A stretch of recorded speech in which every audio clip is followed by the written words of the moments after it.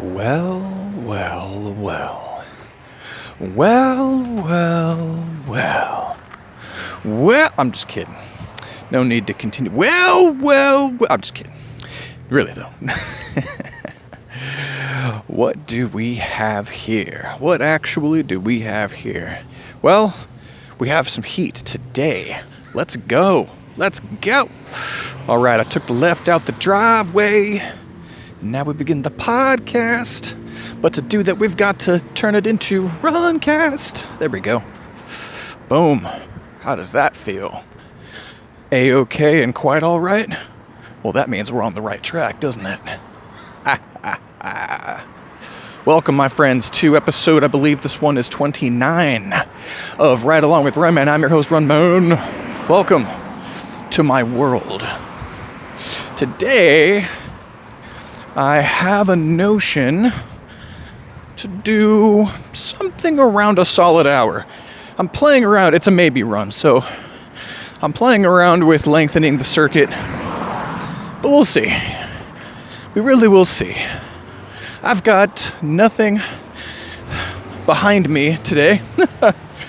I've done so very little. Whew. The most productive human being you ever met in your life. I spent all day, all morning. I've been up for hours. Just coffee and podcasts. Letting the day come to me of its own accord. You know why?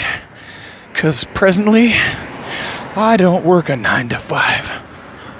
If I did, well, let's see, a year ago,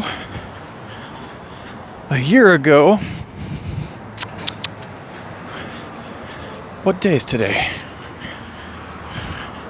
It's Friday. Okay, so it would have been my Sunday. It would be Sunday, and the pit of my stomach would be on fire with anxiety. Anxiety related to my occupation. I didn't think I was going to bring that up. The places we go already before the adrenaline and the craziness kick in. Powerful. I didn't think I was going to talk about anxiety. I had some ideas. I had a bunch of seeds. And I was so sure, as I often am, as I came upon these seeds one at a time, from last night to this morning, during dreams, occasionally, things went to what I was going to talk about on the podcast. And of all of them, I just hadn't thought of that. That's a huge part of my life. At least, a huge part of everything except for the most recent part of my life. I have to say, if I've spent you think about the emotional spectrum, if you think about it, what does your pie chart look like? If you had to say, most of the time I think we're walking around, you and I, with a mixture of things. It's not just one solid, searing, blatant, and easily recognizable emotion over another. I don't think it's like that with most of us most of the time, or if it is, please tell me, because that's an interesting way of life, and I'm curious. If you always know what you're feeling, and it's always easy to talk about, and it's always easy to understand within yourself, and easy to resolve, I have to imagine things are working out really well for you. Me, it's all in the backwater. We're practicing it, we're sending out envoys and bringing that into the incorporated states of Justin. That part of my inner world, but we're getting there. We're abridging. But right now, it's definitely low-res, shifting, sandy, gradient, foggy and semi-dark, wild and mysterious. That's the world of my emotions. So, even if I couldn't tell you for certain that I'm typically experiencing multiple ones at any given point, just me thinking about it being my Sunday a year ago. A year before that, it would have been my Sunday as well, I think. Yeah. I feel like I've hung on to a lot of the same days. Anyway, Yeah, what does your emotional pie chart look like? Total time spent in this emotion, that emotion, versus the other one. You know, all wrapped up on a graph. If you had to color me one, oh, this is my red anger slice of the pie. I spent 17% of my life in anger. And here's 80%. I spent 80% of my life experiencing predominantly joyful abundance. And then 3% other. Is that your pie chart? Things are going pretty good for you. I'm happy for you. I just described two different people that exist in the world. Whether or not they know that I just referred to them, or that they are who they are. Who's doing that well and also knows they're doing that well? Who has that? Who has a sense of it?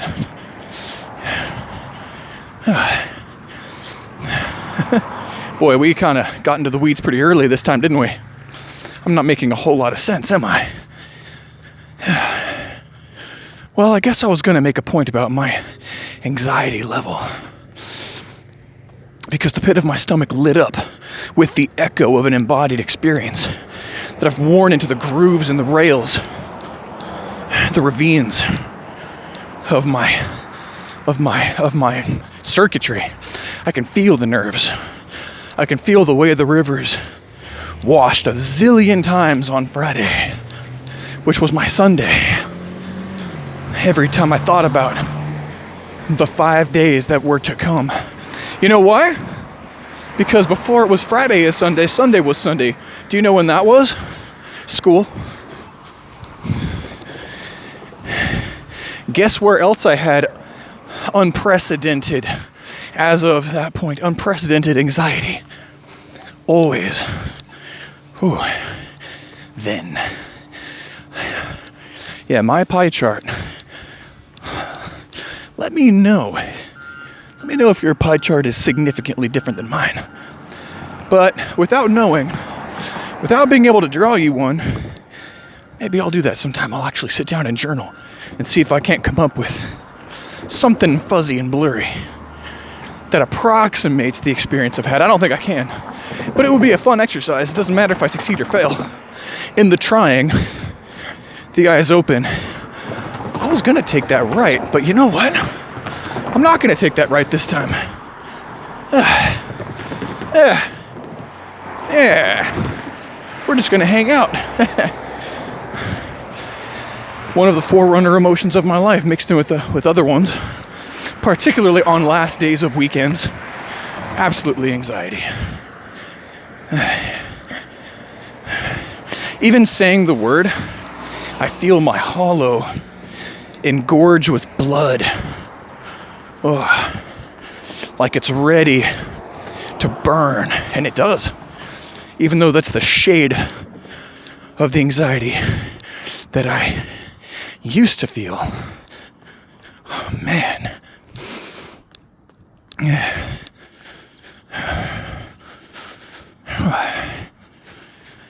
But now, I still have it. It's still there.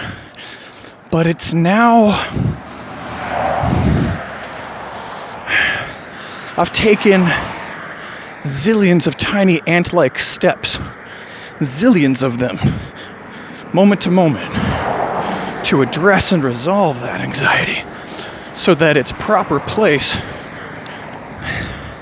as a sobering but not dominating emotion can be resumed there. I've taken some steps to bring that reckoning about. So we've made a micrometer of progress, and I'm proud of it.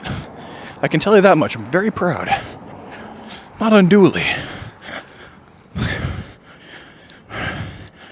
not going to accredit myself that which was not earned.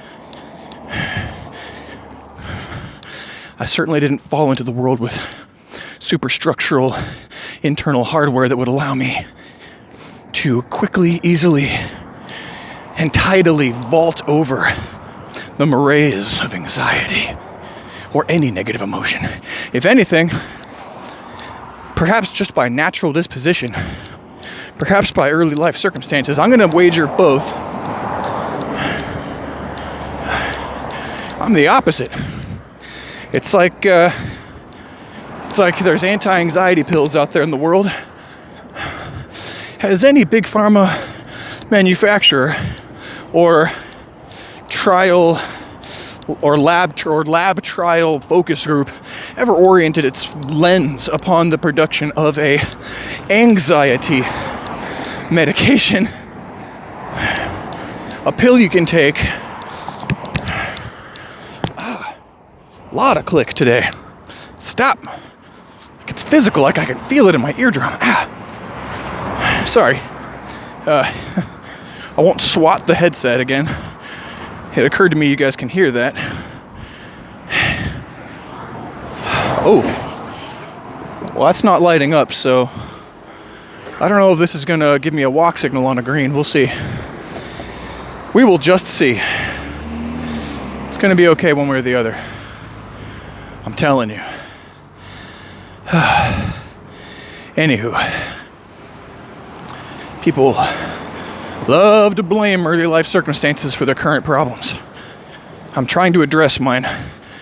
And so I felt the strong impulse to recall and also to verbalize that I'm giving a little bit of, actually a little bit more than a little bit, I'm giving a fair amount of credence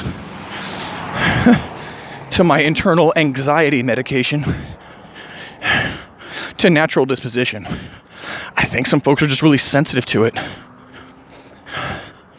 I think some folks, there's just no holding on to it. There's no coalescence.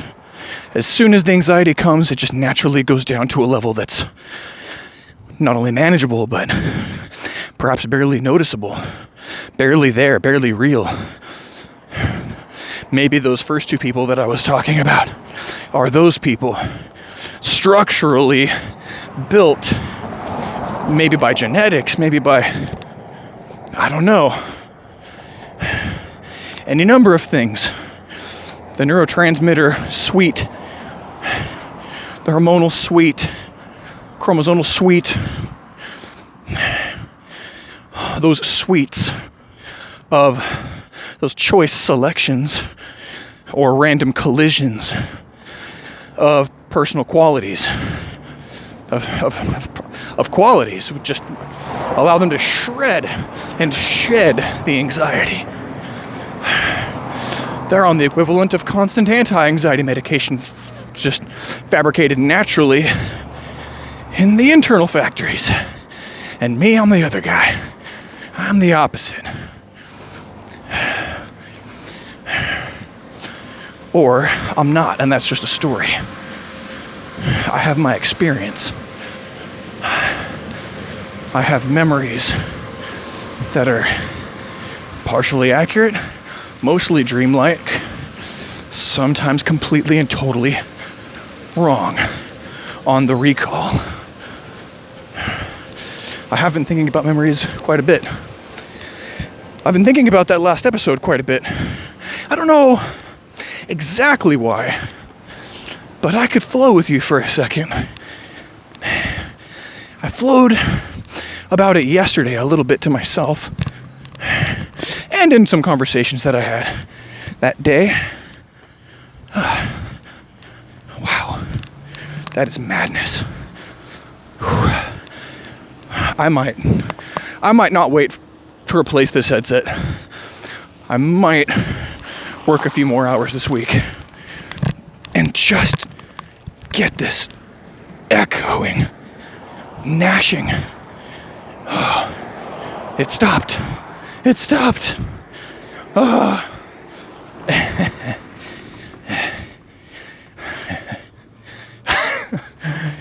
Jesus. Sweet release. Me and my non-woes. Anyway, I was thinking about last episode. People Papers was the name of the second chapter of that episode. And I put it up right before I stepped out the door. Rather, it was already uploaded, but I switched on the public thing, so I published it, and I added it to my playlist, which is the only way that I can figure out how to purvey and organize visually the episodes in chronological order. There's no way of doing it directly on the homepage of my channel.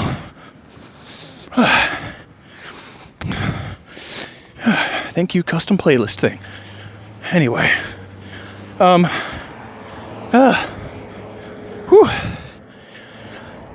it's warm.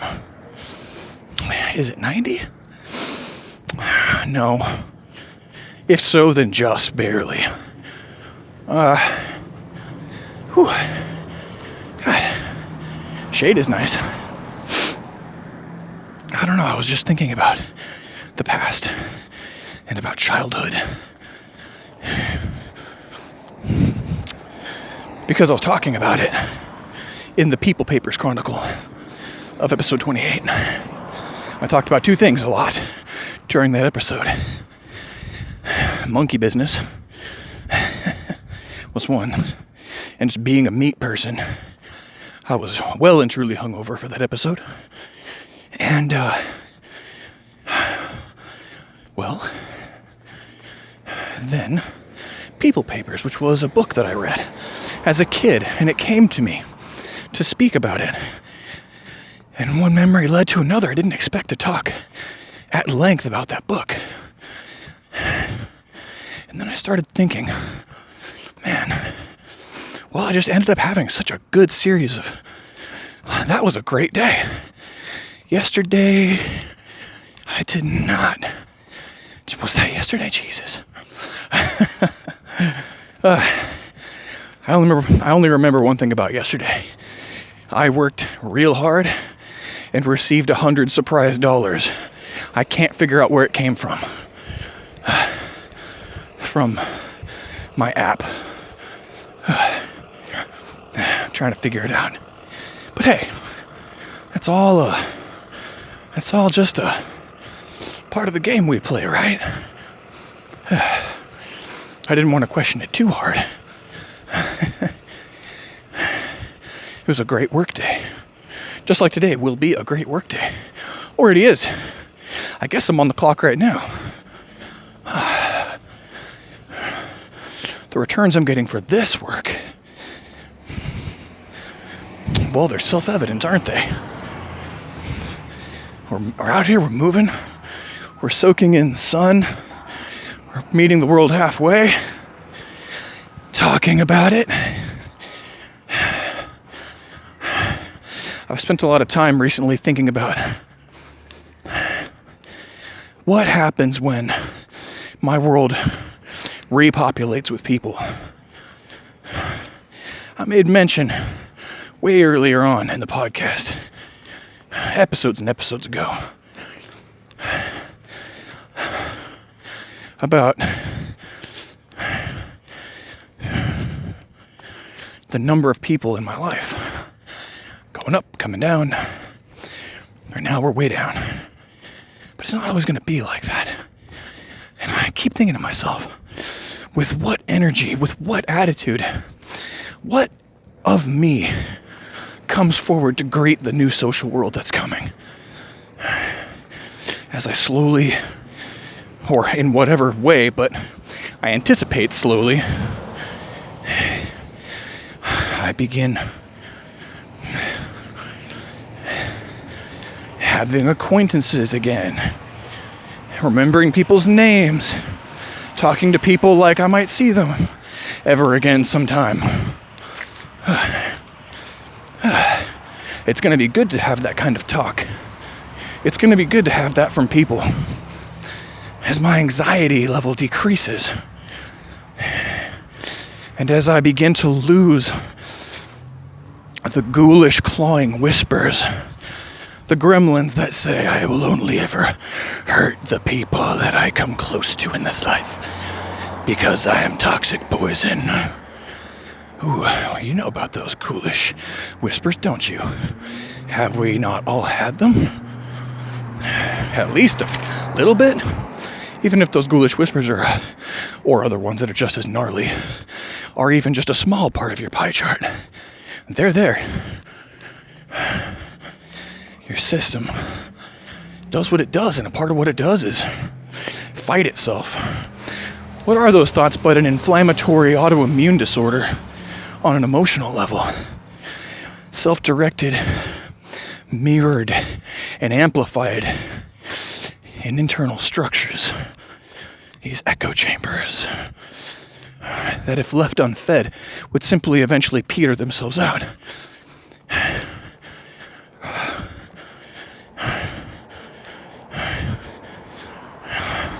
The energy of which would uplink naturally, given enough relaxation over time to feed the very structures that gave them life in the first place, only in a better way. Today's anxiety might relax into tomorrow's cautious thought, which the following day becomes practiced, available, pivotable discernment. It is the answer to the hard foreign shell of the old dead armor.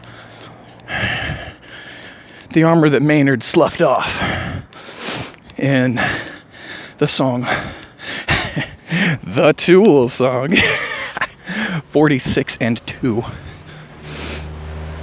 He talked about that. He sang those words, "I'll slough off this old armor." I like that. Old, brittle, and dead armor. I have skin. Skin will do just fine, particularly if I thicken it.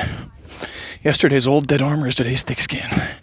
I'm aware that I talk in circles and repeat myself ad nauseum on the podcast. It's not something that bothers me in the watching.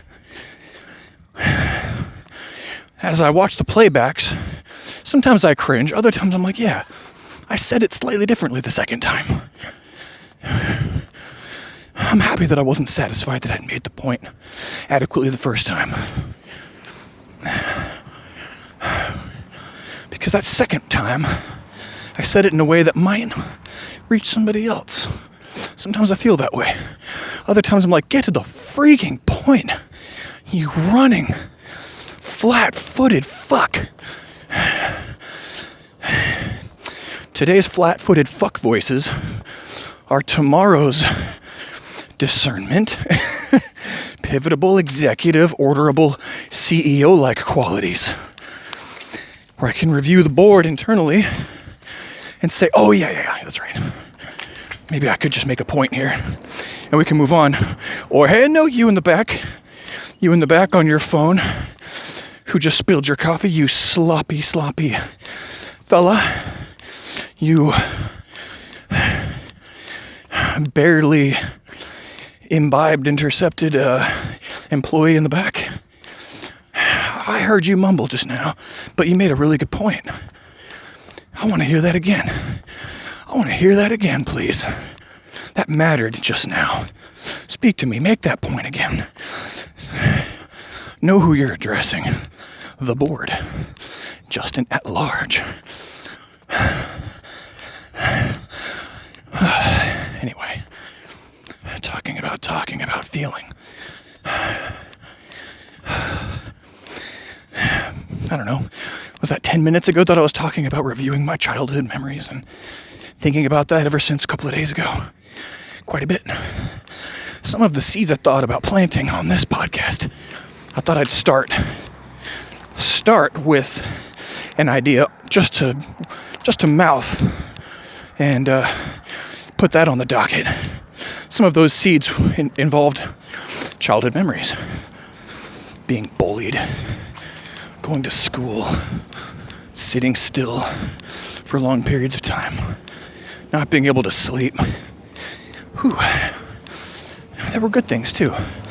Wild summers and wading through high grasses and camping trips and a little bit of fishing and barbecues. Whew. My family's always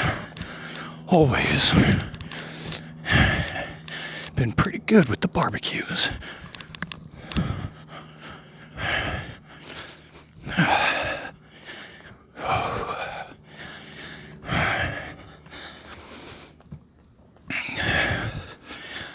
But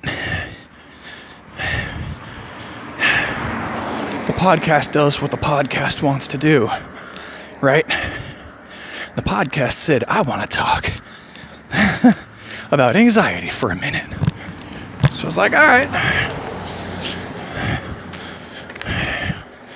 It's not like I don't have time.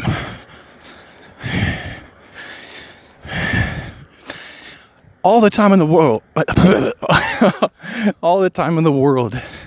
That's what you and I have. Even if it's only in this moment. You know what that's like? It's like the animated show Dragon Ball. There's a chamber in that animated series that the characters would often go during the later seasons. A chamber called the Hyperbolic Time Chamber? Something like that. The show was so good about very few things. One thing being growth and development. People were always growing and developing and overcoming their old limitations on the show. Not in a robust, systemic way, but mostly physical. They were always getting more jacked and learning how to catalyze their jackedness and confront people whose jackedness was wickedly employed to destroy worlds and oppress people and that kind of thing. A lot of conflict on that show. Long, drawn-out conflict. But the Hyperbolic Time Chamber was really cool because, well, the show did a lot of montages, kind of Rocky style. Also, often long and drawn out. But I really liked that chamber because in that chamber, the idea was you jump in there, two people can jump in at once. It's stocked with food, stocked with all kinds of things. You can stay in there for a period of time of up to a year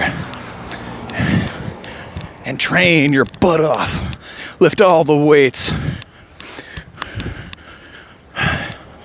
shoot the bigger and the brighter and the flashier phallic shaped energy beams. You could do a lot of things and just keep getting stronger in the hyperbolic time chamber. And then when you came out, only a day had gone by for everybody else. And then you usher in the next two guys.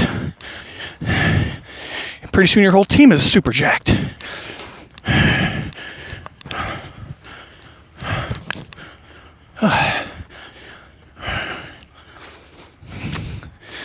Good things. Anyway, that's us. This podcast is the Hyperbolic Time Chamber. If we only ever have this moment, well, it seems to stretch, doesn't it? Seems like there's a lot going on in here. There's movement, there's talk, there's images, poetry.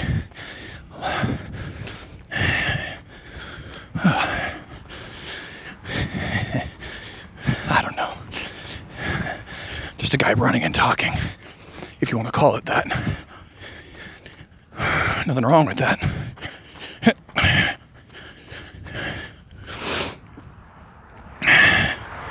Sidebar.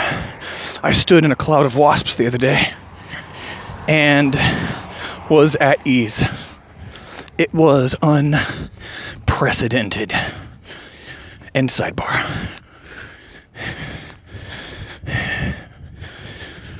Hyperbolic time chamber.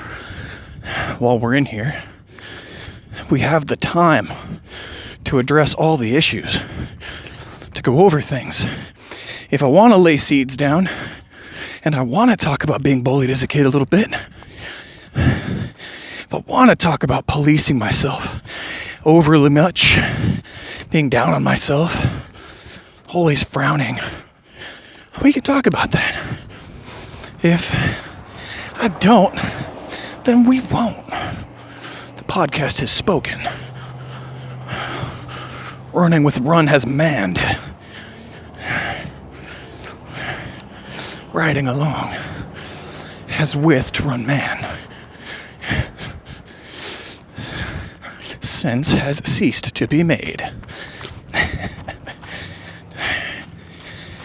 I don't know what I'm gonna do, and I don't know where I'm gonna go. That, my friends, is life for me right now. And it's been that way for a while. I was moved by the intensity of my anxiety to begin pivoting myself out of my old profession, out of anything resembling it. There will always be more grocery stores and pizza parlors.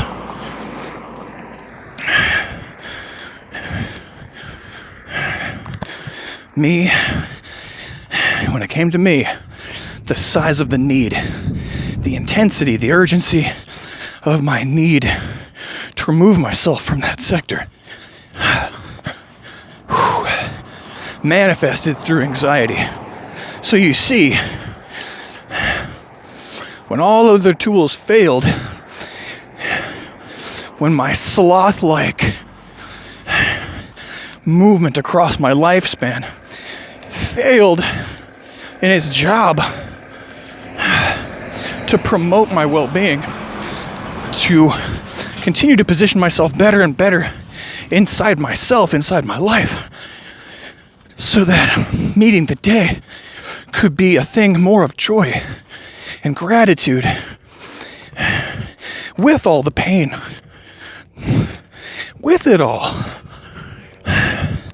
As those parts of me that did seek to motivate me, that did seek to change, as those parts of me that got me into college and got me through a couple of AA degrees, got me building relationships with just enough people that it wasn't to know people.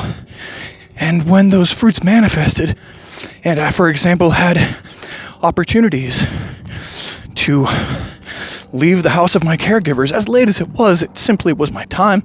And when it came time, I had a place to go. Those structures, those things inside me that beckoned change, they did move me. They did. But when they failed, or rather, I don't know if anything ever really fails inside a human being. It's just,